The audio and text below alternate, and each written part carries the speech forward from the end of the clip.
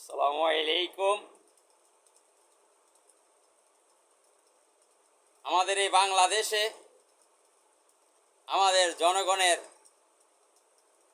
ভুলের কারণে বারবার ফ্যাসিস্ট সরকার আমাদের কাঁধের উপর সওয়ার করে, আর এজন্য আমরা জনগণ দায়ী। 2026 ত্রয়োদশ জাতীয় সংসদ নির্বাচনে এই বাংলাদেশের ভাগ্যের একটা পরিবর্তন ঘটানো সম্ভব ছিল। এই সম্ভাবনা আর হয় কিনা আমার সন্দেহ আছে। এই দেশে এই 2026 সালে একটা ইসলামিক সরকার হওয়ার কথা ছিল, কিন্তু সেটা জামায়াতের কারণে হয় নাই। জামায়াত মুখে একটা বলে, তারা অন্তরে আরেকটা পোষণ করে। তাদের ভুলের কারণে এদেশে ইসলামিক সরকার হয় নাই, এবং এই ভুলের জন্য জামায়াত ইসলামকে আমি সর্বপ্রথম দায়ী করব। অনেকে জামায়াতকে পরিপূর্ণ ইসলামিক দল মনে করে। জামায়াত পরিপূর্ণ কোনো ইসলামিক দল নয়।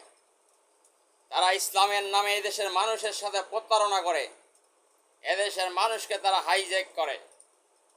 তারা এদেশের মানুষের ইমান নিয়ে ছিনিমিনি খেলে। তাদের কথা এবং কাজে মিল নেই। বাংলাদেশে যত রাজনৈতিক দল রয়েছে, সব রাজনৈতিক দলের নেতা কর্মী সমর্থকদের চাইতে এই জামায়াতের নেতা কর্মী এবং সমর্থকরা সবচেয়ে উচ্ছৃঙ্খল।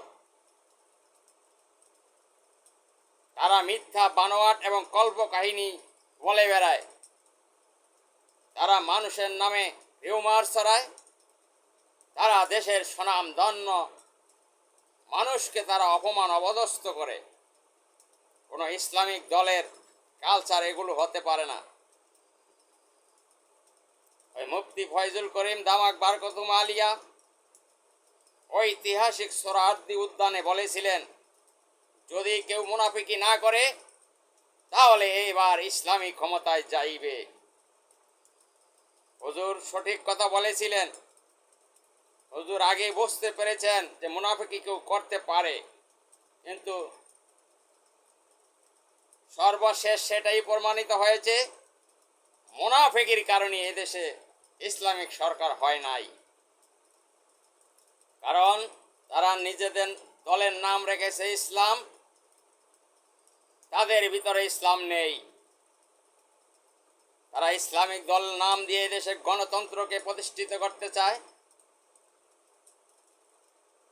তারা সেই আব্রাহাম লিঙ্কনের গণতন্ত্র এদেশের মানুষকে দিয়ে পরিচালনা করতে চায়। আপনি নাম দিয়েন ইসলাম,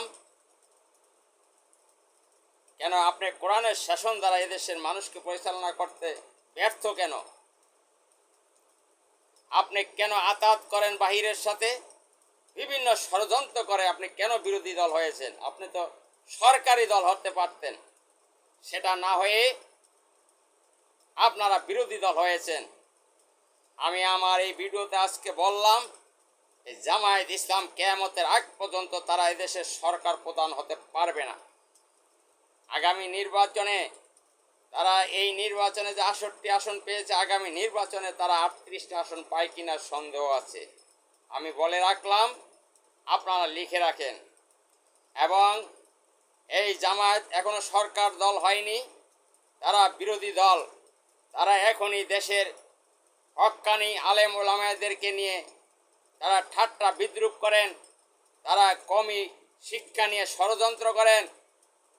অনেক জায়গায় যেখানে জামায়াতের মসজিদ কমিটি রয়েছে, সেখানে হক্কানি আলেমদেরকে রাজনীতি করার কারণে তাদের মসজিদ থেকে, খতিবের দায়িত্ব থেকে অপসারণ করতে চান।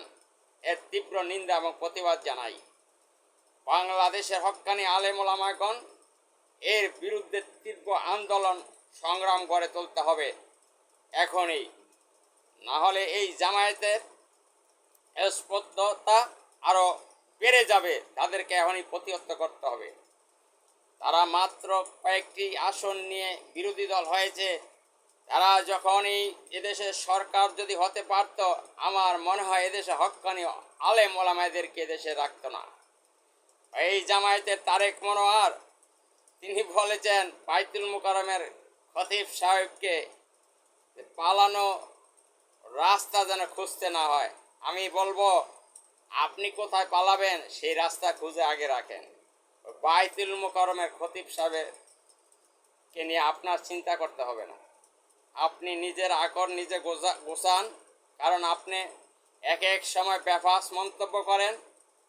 আপনাকে এদেশের মানুষ চিনে, আপনার কথা এবং কাজের সাথে কোনো মিল নেই। আপনি একজন ওয়াইস, আপনার কথাবার্তার চাল চলন থাকবে সুন্দর, কিন্তু আপনার কথাবার্তা কোনো লাগাম নেই। আপনি অনায়াসে মিথ্যা কথা বলেন আলেম হয়ে। আমি আপনাকে আলেম বলবো না, আপনি হচ্ছেন ওই ফেমাস হওয়ার জন্য বিভিন্ন সময় বিভিন্ন কথা বলে থাকেন।